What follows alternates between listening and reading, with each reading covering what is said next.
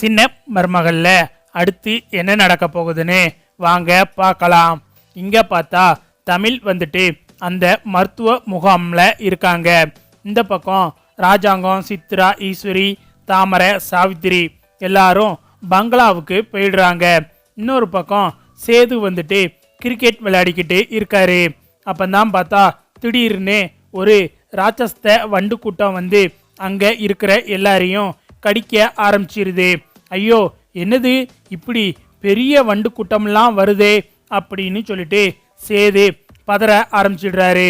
அப்பந்தான் ஒருத்தர் வந்து, ஐயா, இந்த வண்டு கூட்டம் சரியான விஷ வண்டு கூட்டம் ஐயா, இது கடிச்சிச்சு அப்படின்னா எல்லாரும் மயங்கி கீழே விழுந்துருவாங்க ஐயா, அதனால யாரும் இந்த இடத்துல இருக்க வேணாம், உடனே கிளம்புங்க அப்படின்னு சொல்லிட்டு அவர் சொல்லிக்கிட்டு இருக்கும்போதே அந்த வண்டு எல்லாரையும் கடிக்க ஆரம்பிச்சிருது. அப்பந்தான் சேது வந்துட்டு தமிழ்கிட்ட ஒரு பெரிய கம்பளி எடுத்து கொடுத்து போத்திக்கோங்க அப்படின்னு சொல்லிட்டு அப்பத்தா மோகனா எல்லாத்தையும் காப்பாத்திடுறாரு. உடனே அங்க இருந்த தீப்பந்தத்தை எடுத்து அந்த வண்டெல்லாம் விரட்டி அடிச்சிடுறாரு. தீய பார்த்ததுமே அந்த வண்டெல்லாம் வேற பக்கம் திசை மாறி போக ஆரம்பிச்சிருது.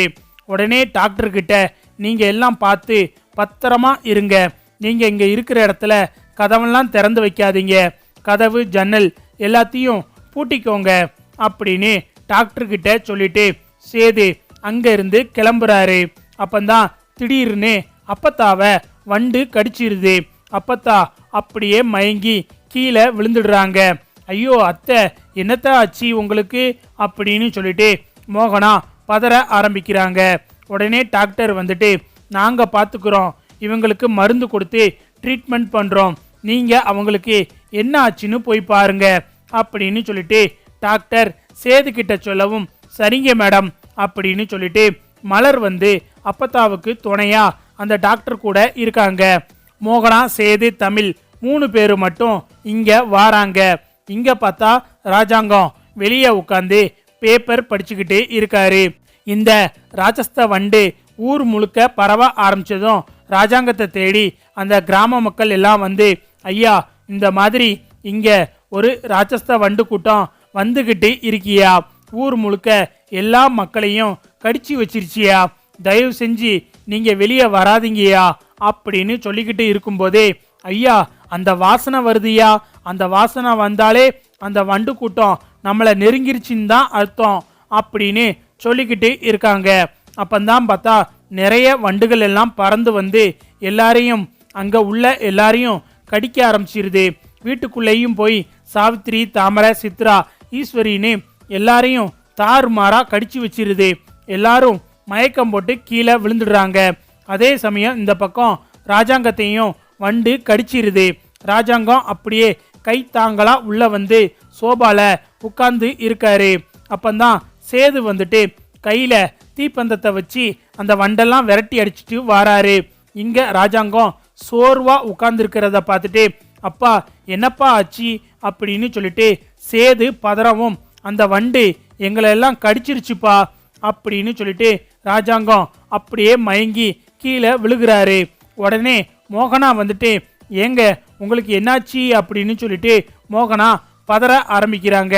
அத்தை, ஒரு நிமிஷம் அப்படின்னு சொல்லிட்டு தமிழ் அவங்க கையில வச்சிருந்த மருந்து எடுத்து ராஜாங்கத்துக்கு போட்டு விடுறாங்க. அங்க இருக்கிற எல்லாருக்குமே அந்த மருந்தை கொடுக்குறாங்க. எல்லாரும் கண் முழிச்சு பார்க்குறாங்க. இந்த இடத்த விட்டு நம்ம உடனே பேரணும் அப்படின்னு சொல்லிட்டு சாவித்திரி, ஈஸ்வரி எல்லாம் பதற ஆரம்பிக்கிறாங்க. இரு சாவித்திரி, என்ன ஏதுன்னு பார்ப்போம் அப்படின்னு சொல்லிட்டு ராஜாங்கம் சொல்லிக்கிட்டு இருக்காரு. எல்லாரும் இந்த மருந்து வேலை செய்கிற வரைக்கும் கொஞ்சம் ரெஸ்ட் எடுங்க அப்படின்னு சொல்லிட்டு தமிழ் சொல்லவும் ராஜாங்கம் ரூம்ல போய் படுத்திருக்கிறாரு. அடுத்து பார்த்தா தமிழ் வந்துட்டு, இந்த வண்டெல்லாம் இங்க வர்றதுக்கு என்ன காரணம் அப்படின்னு சொல்லிட்டு தமிழ் யோசிச்சுக்கிட்டு இருக்காங்க. அப்பந்தான் பார்த்தா திடீர்னு ஒரு 4-5 பேர் வந்துட்டு கத்தியோட வாரானுங்க.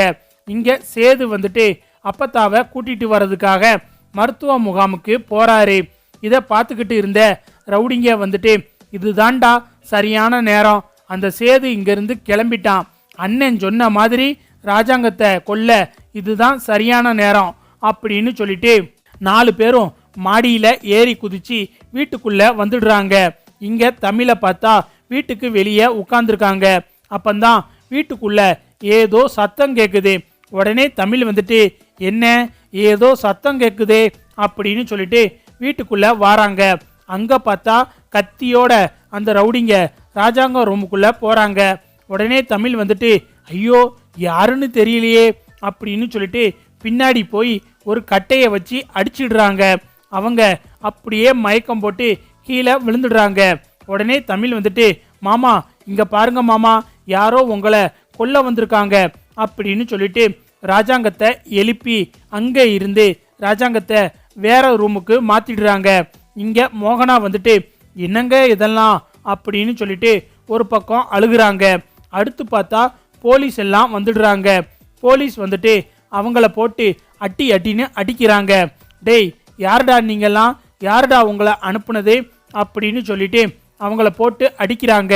உடனே ஐயா எங்களை விட்டுருங்க ஐயா, அந்த எதிர்கட்சி தலைவர் நீதிமானும் இவங்க தம்பி பையன் போசும் தாயா எங்களை அமைச்சரை கொலை பண்ண சொல்லி அனுப்பி வச்சாங்க அப்படின்னு சொல்லவும் இங்க எல்லாரும் அப்படியே அதிர்ச்சியாகி நிற்கிறாங்க. அப்ப அவங்க 2 பேரும் இங்க தான் இருக்காங்களா அப்படின்னு ராஜாங்கம் கேட்குறாரு. ஆமாங்க ஐயா, இந்த காட்டுக்குள்ள தான் அவங்க 2 பேரும் இருக்காங்க. உங்களை கொலை பண்ண சொல்லி எங்களுக்கு காசு கொடுத்து அனுப்பி வச்சாங்க அப்படின்னு சொல்லிட்டு அந்த ரவுடிங்க எல்லா உண்மையையும் சொல்லிடுறாங்க. இதை கேட்டதுமே தமிழுக்கு கோபம் வந்துடுது.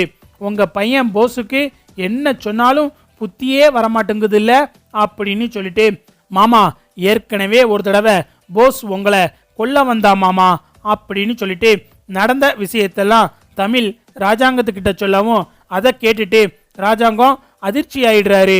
என்னம்மா சொல்ற அப்படின்னு ராஜாங்கம் அதிர்ச்சியோட கேட்கவும் ஆமா மாமா, நீங்க ஹாஸ்பிட்டல்ல ஆக்சிடென்ட் ஆகி படுத்திருக்கும் போதே உங்களை கொலை பண்ண போஸ் வந்தா மாமா. கத்தி எடுத்து உங்களை கொலை பண்ண வரும்போது நான் குறுக்க வந்து தடுத்துட்டேன். அப்ப ஈஸ்வரி அத்தை அவங்க பையனை தலையில அடிச்சு கீழே தள்ளிட்டாங்க. நானும் ஈஸ்வரி அத்தையும் தான் உங்களை காப்பாற்றணும். ஈஸ்வரி அத்தை அவங்க பையன் மேல வச்சிருந்த பாசத்தினால இந்த விஷயத்த சொல்ல வேணாம்னு கேட்டுக்கிட்டாங்க. இனிமே என் பையன் போஸால ராஜாங்கம் மாமாவுக்கு எந்த பிரச்சனையும் வராதுன்னு என்கிட்ட சொன்னாங்க. அதனால தான் நான் இந்த விஷயத்த உங்ககிட்ட சொல்லல மாமா. அது மட்டும் இல்லாம இந்த ஊர் பக்கமே போஸ் வரக்கூடாது அப்படின்னு சொல்லிட்டு நானும் மிரட்டி வச்சிருந்தேன். ஆனா இந்த போஸ் இன்னும் திருந்தல மாமா. அவனை நம்ம சும்மா விடக்கூடாது. நான் அன்னைக்கு மன்னிச்சு விட்டதுனால தான் அவன் இன்னைக்கு உங்களை திரும்பவும் கொல்ல வந்திருக்கான் அப்படின்னு சொல்லிட்டு தமிழ் நடந்ததெல்லாம் சொல்லவும் இங்க ஈஸ்வரி வந்துட்டு தமிழை முறைச்சி பார்க்குறாங்க. ஐயோ இவ வேற எல்லாத்தையும் சொல்லிட்டாளே அப்படின்னு சொல்லிட்டு ஈஸ்வரி தமிழை முறைச்சி பார்த்துக்கிட்டு இருக்காங்க.